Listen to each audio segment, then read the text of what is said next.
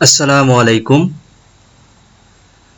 আজকের এই ভিডিওতে আমরা কনসাংগুইন সিস্টার বৈমাত্রীয় বোনের শেয়ার নিয়ে ডিসকাস করব। বৈমাত্রীয় বোন মানে হচ্ছে মাতা দুইজন কিন্তু পিতা একজন। যদি মৃত ব্যক্তির সান, সান, হাউ লো সোয়েভার, তারপরে ফাদার, ফাদার্স ফাদার, তারপরে ফাদার্স ফাদার, হাউ হাই সোয়েভার, এরপরে একাধিক ফুল সিস্টার, তারপরে ফুল ব্রাদার, একজন ফুল ব্রাদার এনাফ, এরা যদি থাকে তাহলে কনসাংগুইন সিস্টার কোনো অংশ পাবে না। ওকে, আর যদি একজন মাত্র ফুল সিস্টার থাকে, আপন বোন, একজন মাত্র আপন বোন থাকে, তাহলে কনসাংগুইন সিস্টার এক বা একাধিক যাই থাকুক না কেন তারা 1/6 প্রপার্টি ভাগ করে নিবে। ওকে, এরপরে যদি উপরে উল্লেখিত উত্তরাধিকারীগণ না থাকেন, অর্থাৎ son, how low soever, father's father, how high soever, full sister, full brother, এরা কেউই না থাকে, তাহলে কনসাংগুইন সিস্টার একজন হলে হাফ প্রপার্টি পাবে, আর একাধিক থাকলে তারা 2/3 প্রপার্টি ভাগ করে নিবে। ওকে, এরপরে যদি মৃত ব্যক্তির ডটার অথবা সান্স ডটার থাকে, তাহলে কনসাংগুইন সিস্টার এদের সাথে আশাবা হিসেবে প্রপার্টিতে অংশগ্রহণ করবে। এক্ষেত্রে কনসাংগুইন সিস্টারকে বলা হবে অ্যাসোসিয়েট রেসিডুয়ারি।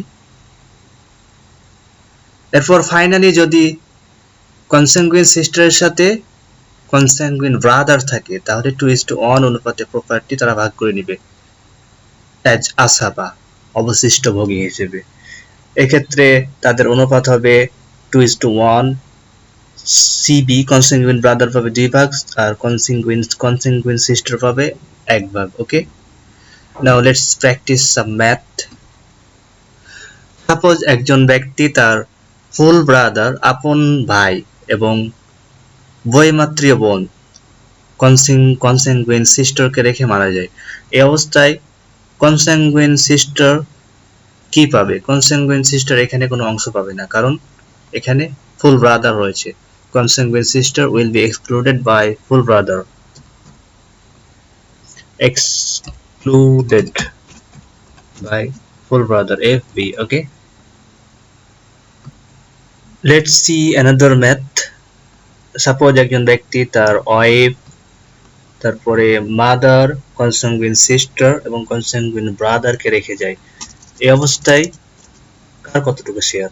মাদার এবং ওয়াইফের শেয়ার আগের ম্যাথের মতোই থাকবে, আর এখানে কনসাংগুইন সিস্টার এবং কনসাংগুইন ব্রাদার আশাবা হিসেবে 2:1 অনুপাতে প্রপার্টি, অবশিষ্ট প্রপার্টি ভাগ করে নেবে। ওকে, মাদার এবং ওয়াইফকে তাদের নির্দিষ্ট অংশ দেওয়ার পরে 7/12 প্রপার্টি অবশিষ্ট থাকে। এই অবশিষ্ট প্রপার্টির 1/3 অফ 7/12 কনসাংগুইন সিস্টার পাবে, আর 2/3 অফ 7/12 এটা হচ্ছে কনসাংগুইন ব্রাদারের অংশ।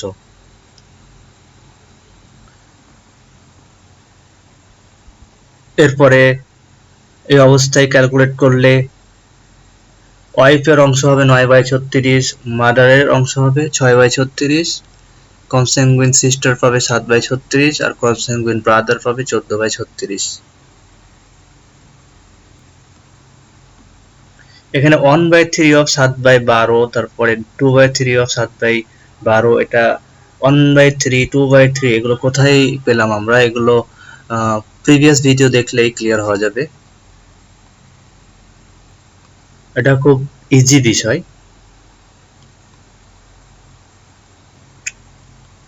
Thanks for watching. Please don't forget to subscribe. Thank you.